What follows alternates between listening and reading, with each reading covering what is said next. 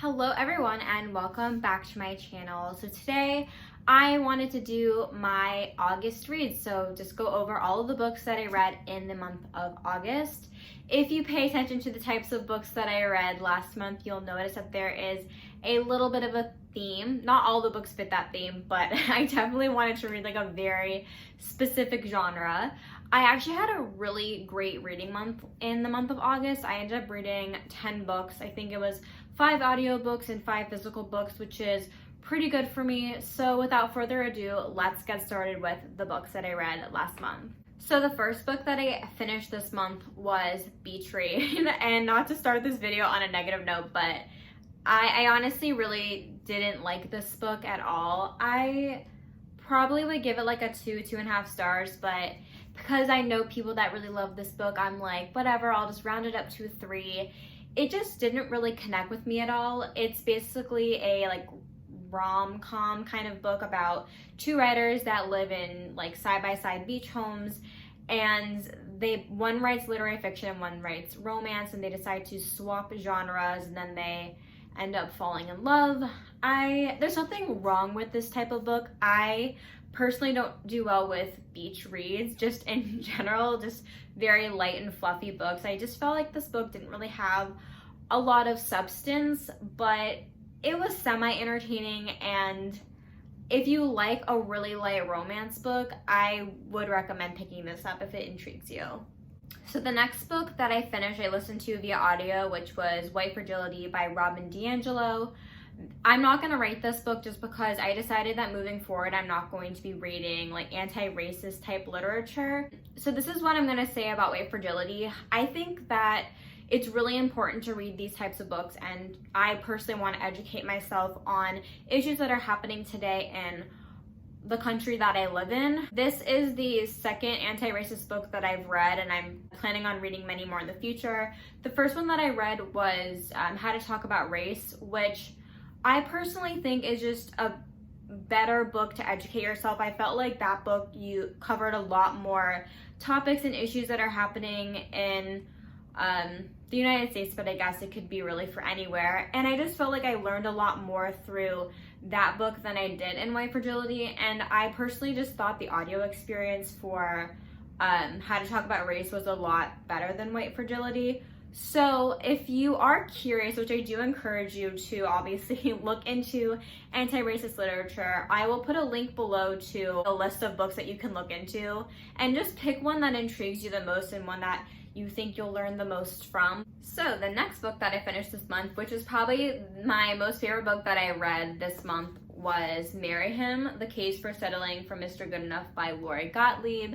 I gave this a 5 out of 5 stars. I absolutely love this book.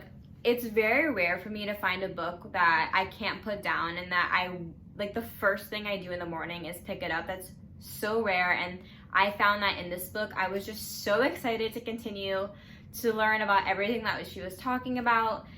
It's kind of a hard book to explain, but basically this book is about Lori Gottlieb. She is in her early 40s and she has never been married, decides to get a sperm donor so she can have her own children, and just talks about her dating experience being a woman who is a little bit older.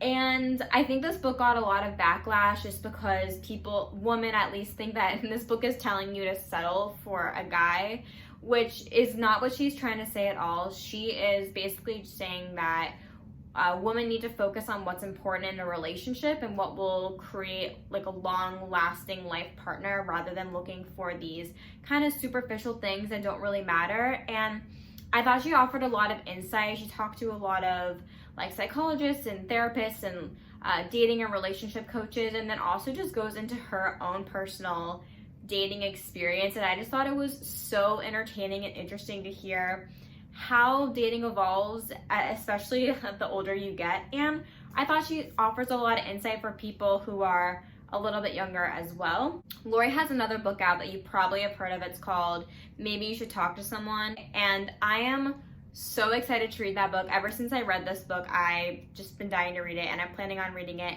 in the month of September. So if you like Lori Gottlieb, or if you've read her other book, I would definitely check this one out. It's really entertaining. So a book that I read semi-recently was In 5 Years by Rebecca Serrell, and I absolutely loved that book so much. It was like a 5 out of 5 stars for me, and I decided to look for some of her other books just to read all her other literature, and I found that she only has one other adult book out, which is The Dinner List, which is the book that I read in August. I already knew that I wasn't gonna like it as much as In 5 Years, because whenever I really love a book and then I read a book by the same author, it just always falls flat for me, or at least I don't like it as much, and that's exactly what happened with The Dinner List, which I probably gave around 3 out of 5 stars. It's definitely not a bad book. It's set in New York, so that's always a win for me. So it's about this girl who on her 30th birthday, she goes to dinner, and the 5 people that she put on a list that she wants to get dinner with are there. So it's like her ex is one of them, her dad, who she never really knew, one of her college professors, Audrey Hepburn, and her best friend. And it's kind of like second chance romance because she gets to reunite with her ex-boyfriend. And the thing that I did like about this book was I liked how it went back and forth in the timeline. The dinner was like 2 or 3 hours long, and you kind of got like incremental times, but then it was switched back to her and her boyfriend or her ex-boyfriend and how their relationship evolved and how they both got to the point where they're sitting at dinner on her 30th birthday. So I thought that was kind of cool. It just didn't really get me like In 5 Years did, but overall it was like a 3 out of 5 solid rom-com read. The next book that I actually listened to in audio is called Committed, A Skeptic's Guide to Marriage by Elizabeth Gilbert. So a few months ago, I read Eat, Pray, Love, and I absolutely loved that book. And just like I said, whenever I try to pick up another book by an author, the second book always falls flat. So I didn't like this book as much as I liked Eat, Pray, Love, but it definitely was interesting. I think I gave it like 3.5 stars. I thought it was okay, but basically it's kind of like the sequel to Eat, Pray, Love, so everything that happened after the end of Eat, Pray, Love. And it's basically about Elizabeth Gilbert, who, if you're not familiar with her, she had a really bad divorce with her first husband, and she was like a huge skeptic to ever getting married again, and so was her then boyfriend at the time. He also suffered through a really bad divorce. And because he's not American, they had to get married in order for him to be a citizen and be in this country. And it basically was talking about her trying to overcome her fear of getting married and trying to understand what marriage actually is. So it goes into a lot about the history of marriage and why is marriage even a thing and all that kind of stuff, which I'm actually wasn't really into the history part of it. I personally liked her personal life experience and how she kind of overcame her fears and then marrying her boyfriend, which is something that she had to do. But overall, I thought it was an okay book. Probably won't stick with me as much as Eat, Pray, Love did. So the next book that I read was Mating in Captivity by Esther Perel. If you're not familiar with Esther Perel, she is a psychotherapist. She specializes in dating and relationships, and she's extremely famous. She has TED Talks that have millions and millions of views. So if you're interested in that kind of subject, definitely check her out. But Esther Perel really talks about it's really interesting because in relationships, people need both security and freedom, and a lot of times those two things don't work well together, and she really just goes into that in her book. And I thought that was really interesting, and how you kind of have to do the dance between security and freedom and how couples can better manage that in their relationships. The next book that I'm going to talk about is probably one of the saddest books that I've ever read, but I absolutely love this author, and it's On the Horizon by Lois Lowry. I think this is my 6th book that I've read by her, and I think it's her most recent work. But this book, I listened to on audio. It's a really quick read. She is a children's writer, but she writes about really, really heavy and deep topics. So it's kind of interesting because when Lois was little, she grew up she lived in Japan and Hawaii, and there was this one time when she was on the beach when she was really little, and there was this ship sailing, and then years later as an adult, they were watching these old tapes, and she saw herself on the beach, and then in the distance was the USS Arizona, which she didn't know at the time when she was little was about to meet its end during Pearl Harbor. This book is written in verse, and it kind of talks about a lot of the people that lost their lives in Pearl Harbor, and then she also talks about the people and the destruction that happened in Hiroshima, and she kind of goes back and forth. It's a really beautiful book, but obviously it's incredibly sad, and I think her main point when she was writing this book was just to show the humanity on both sides, both the American side and the Japanese.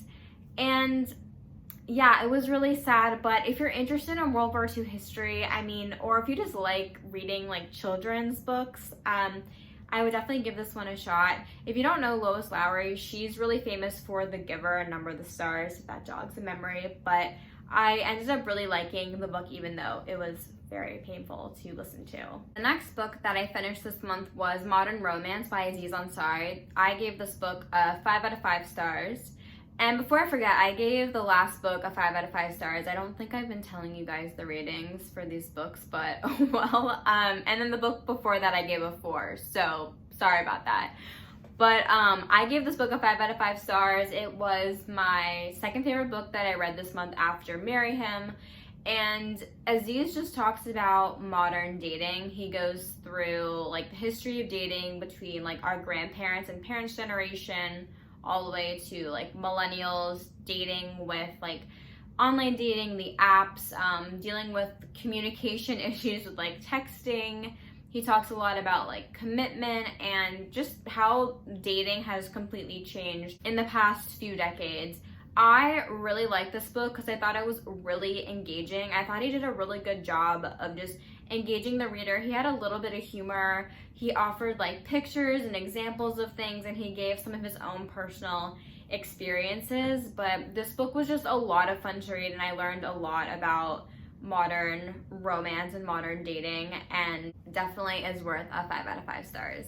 The next book is Tiny Beautiful Things by Cheryl Strayed. I gave this book a 5 out of 5 stars. I listened to this on audio, and it was narrated by Cheryl Strayed, which was awesome. And this book was so great. It's basically, so Cheryl Strayed was Dear Sugar, which is an advice column that people would write into about their issues with like life and love and like everything in between. Literally every issue that you can possibly think of that someone has gone through is in this book.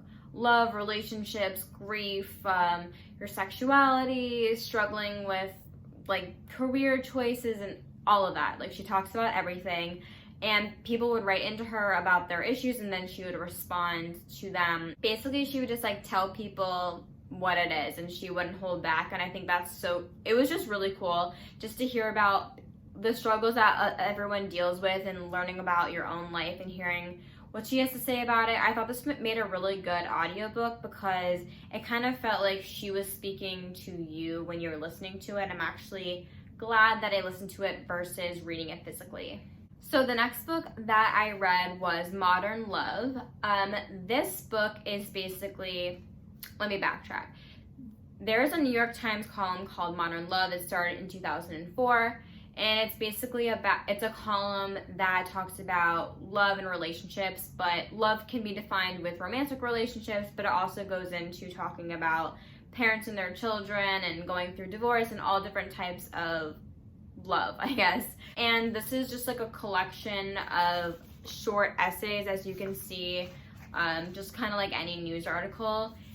And yeah, I thought this was really interesting. Again, it's kind of similar, I guess, to the last book that I read, but instead of people asking for advice, these people were just telling their own stories. And some of the stories you read were just so incredible. One that I can think of off the top of my head that I really liked was about this mother who was raising an autistic teenager, and she was trying to figure out how to teach him about like love and relationships and how that part of his life would work out for him. And I just thought that this book covered so many different topics and was really interesting. And the stories were really short, so it made it a pretty fast read. I don't know what I would rate this book, maybe like 3.5, 4 stars, because some stories I really liked, but then other stories I didn't connect to as much, which happens when you have like an anthology. What I did think was interesting was that this column came out in 2004 and this book was published in 2019, and so you kind of just see like how different relationships are in like the 15 years, and that was kind of cool. And overall I thought it was it was a good read. It was a solid like 3.5, 4-star read. We are done with all of the books that I've read this month.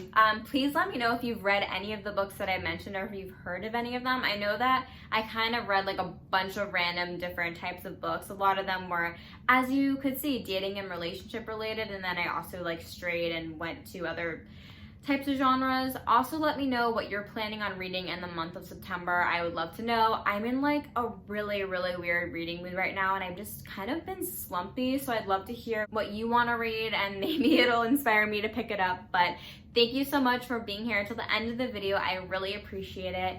Don't forget to like this video and subscribe to my channel if you haven't already, and I will see you guys in the next one.